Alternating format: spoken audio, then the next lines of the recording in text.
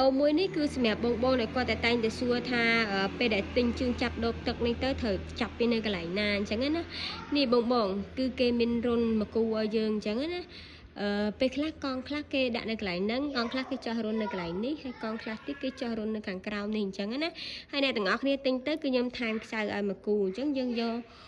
ជើងចាប់ដបទឹករបស់យើងដាក់ឲ្យចំរុនដែលគេចោះនឹងហើយចាប់ជាមួយនឹងខ្ចៅដែលខ្ញុំថែមឲ្យមកគូនេះណាទាំងអស់គ្នាងាយស្រួលចាប់យើងចាប់វាអញ្ចឹងយើងដាក់ឲ្យចូលក្នុងប្រឡោះរុននឹងចំប្រឡោះទាំងពីរនឹងហើយយើងដាក់ខ្ចៅរបស់យើងមក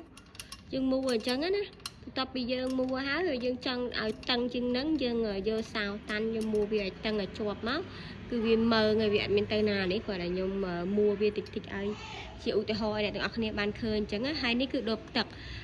នេះគឺខាងយើងមានលក់ដែរតម្លៃវាមួយតែ 20,000 រៀលទេអាចដាក់បានរហូតដល់1លីត្រនេះយើងដាក់វាចូលមកអញ្ចឹងណាហើយចំពោះកន្លែងដាក់នេះមិនប្រកាន់តតដបទឹករបស់ខាងខ្ញុំទើបដាក់ត្រូវទេយើងមានដបទឹកអីផ្សេងក៏ដាក់បានដែរអានេះយើងពេលយើងត្រូវការញ៉ាំយើងដកចេញអញ្ចឹងមកហើយនេះខ្ញុំឧទាហរណ៍ឲ្យមើលអានេះទឹកដបទឹកដែលខ្ញុំញ៉ាំរាល់ថ្ងៃនេះដាក់ចូលបានដូចគ្នាដបទឹកផ្សេងទៀតក៏អាចដាក់បានដែរយើងអាចពុតអានេះចូលទៅបន្តិចអីចឹងណាបើសិនបើយើងដបទឹកយើងទូចជាងហ្នឹងយើងអាចពុតវាឲ្យរៀងទូចជាងហ្នឹងចឹងទៅហើយតម្លៃរបស់វាមួយត្រឹមតែ$5ប៉ុណ្ណោះយើងថែមឲ្យខ្ចៅនេះឲ្យមកគូណា